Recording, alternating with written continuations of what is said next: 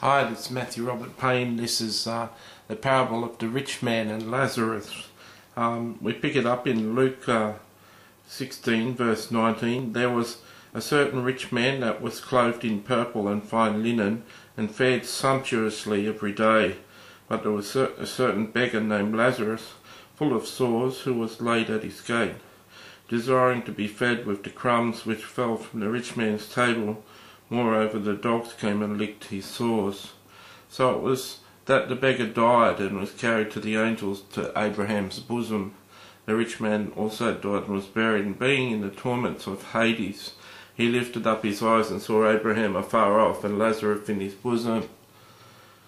Then he cried and said, Father Abraham, have mercy on me, and send Lazarus, that he may dip the tip of his finger in water, cool my tongue, for I am tormented in this flame. But Abraham said, Son, remember that in your lifetime you received your good things, and likewise Lazarus evil things, but now he is comforted and you are tormented. And besides all this, between us is there a great gulf fixed, so that those who want to pass from here to you cannot, nor can those from there pass to us. Then he said, I beg you therefore, Father, that you would send him to my father's house, for I have 5 brothers, that he may testify to them, lest they come to this place of torment. Abraham said to him, They have Moses and the prophets, let them hear them. And he said, No, Father Abraham, but if one goes to them from the dead, they will repent. But he said to him, If they do not hear Moses and the prophets, neither will they be persuaded, though one rise from the dead. I came out here 3 hours ago ready to go on with my parables of Jesus. I got my form out which listed the parables of Jesus in alphabetical order, and this one was on the list. I got depressed and said to myself I was too tired, I was going to go to bed. And the Lord got me out of bed. I was going to sleep and got me busy, and now 3 hours later I'm back out of bed doing this parable. The reason I feel that I went to bed was that this is a parable about a subject I just don't like. I've lived as a Christian since I was 8 years of age. I'm 43 years now. And I've never come to grips with the concept of hell. Not that I don't believe in hell. Jesus spoke about hell more than nearly any other subject in the Gospels, I've been told by preachers and other writers. It's just that the subject of hell is a scary subject, and I have a hard time. I have a hard time with hell and the consequences that are ahead of people who don't follow Jesus and don't give their lives to Jesus Christ. But seeing as we're doing parables of Jesus, and it's my job to explain them in simple terms, let me pick up a couple of points that I'd like to illustrate or bring out some meaning a little bit more. There was a certain rich man who, in verse 19 it says, there was a certain rich man who was clothed in purple and fine linen and fared sumptuously every day. Jesus said in the Gospels that it's harder for a rich man to enter the kingdom of heaven than for a camel to pass through the eye of a needle. Now, some people say that there was a needle gate in Jerusalem, and for a camel to get through it, it had to go through on its knees, and you had to remove everything from its back. This would take humility and a lot of control. Camel would have to want to go through that gate. Other people have said there existed no such gate, and Jesus was talking about a literal sewing needle and saying it was near impossible. So whatever school of thought, Jesus stated that it was very, very hard for a rich man to go to heaven. And so this man was rich. Often in life, when you have a lot of resources and you're wealthy and prosperous, you seem to have no need for God.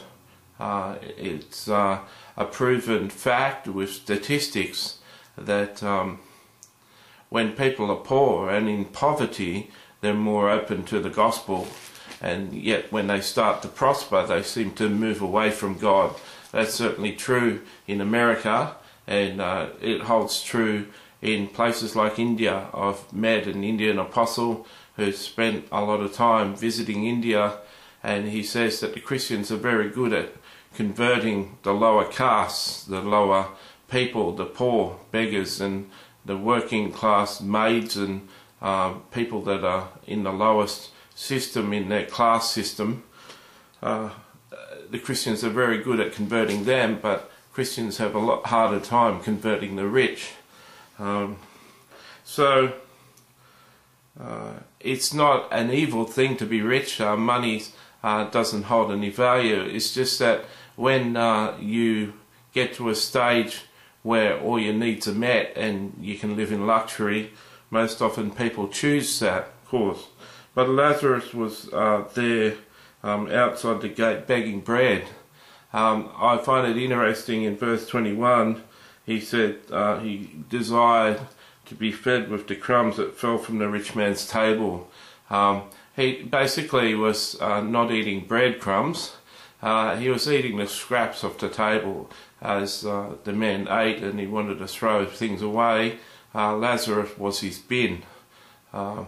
You'll remember the Phoenician woman, the woman from another culture, said to Jesus, even the dogs get the scraps off the table, when she wanted her daughter to be healed and wanted a miracle of Jesus, who said that that he wasn't going to heal her because he said she was basically a dog. It's interesting that I don't find it a coincidence that it's mentioned crumbs off the table, and then in the next verse, in verse 21, moreover the dogs came and licked his sores. I don't find it coincidence that we find the Phoenician woman's story and Jesus calling her a dog, and her talking about the crumbs off the table. It proves that Jesus was compassionate in that sense, and it shows that there's always a need for the poor in this world. A lot of poor live in scrapyards and live on rubbish tips, and that's their only way of living. And this is sad that many times we consider, well, these are the rich people, they're selfish and stuff, but many rich people aren't. In the third world, just a pension or a disability pension that I earn is a fortune for a person in the third world. So people who are poor in the West are tremendously rich compared to true poverty. So when you listen to a parable like this, don't consider yourself one that isn't rich. The guy went to hell. The rich man went to hell. He saw Lazarus in verse 22 and 23, and being in the torments of Hades, it says in verse 23, he lifted up his eyes and saw Abraham afar off and Lazarus in his bosom. Many Jehovah's Witnesses say there's no hell. 7 days, but Jehovah's Witnesses, I'm not sure what the argument is, but to people who aren't saved, this is a very compelling parable. You notice that Jesus in all his parables mention people, and he doesn't say names, he just says professions. This parable is different in that he names the rich man just as the rich man, but he named Lazarus as a real name. This is not a story, this is a true story. So it's presented as a story. So Jehovah's Witnesses will say there's no hell. Seventh-day Adventists will say that there's such a thing as soul sleep.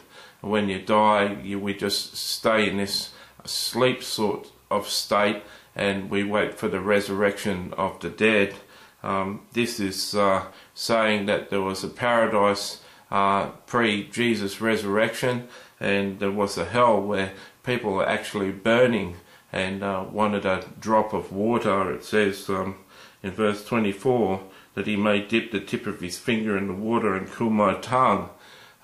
Proves that there's very hot, and just a drop of water would bring comfort to this person. Rest assured, there is a hell for the people who don't accept Jesus Christ. And essentially, this book of parables, essentially Christ's message is that we've got to be the light to the world.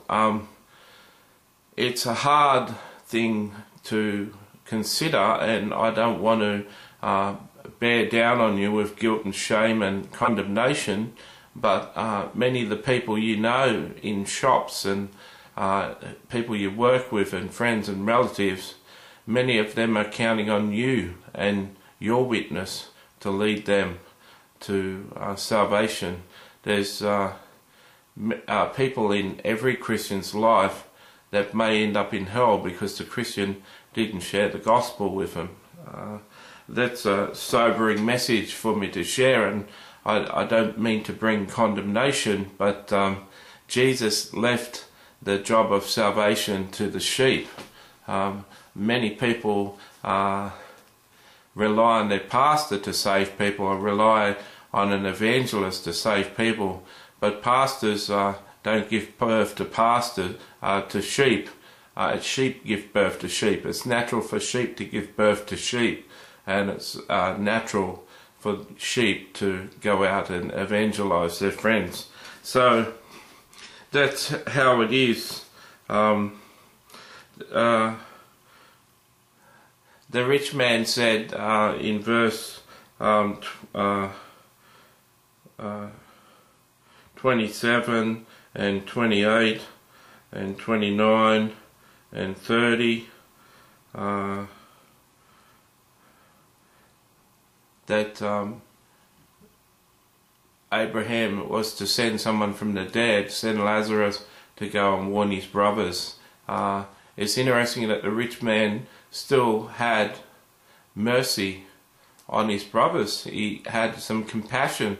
It's interesting that he had a memory in hell. Some people say we have no memory of our life, but he was fully aware that he had brothers, and his brothers were destined to hell too, and he wanted to save them.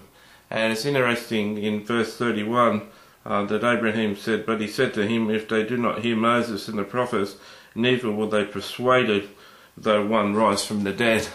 That's very interesting, because Jesus did rise from the dead, and so many people in the world don't believe that testimony. They need you. There's plenty of people being raised from the dead around the world, and in the East, in Africa, in India, when it happens that people are raised from the dead, massive conversions happen. I know a teacher that I've mentioned already, Andrew Womack, raised someone from the dead in a church, and the church attendance went from about 14 people to 100 people in a town with just about 150 people. Raising people from the dead always causes revival, and it's possible to do. So it seems that it does have an effect on people, but people are subject to receiving Jesus or rejecting Jesus, and Jesus wants us to be the lights of the world. He wants us to reach out to people. This is a very sobering subject. I'm not sure if you can see that I'm not my happy self, and I pray that you share this book of parables with friends that aren't saved.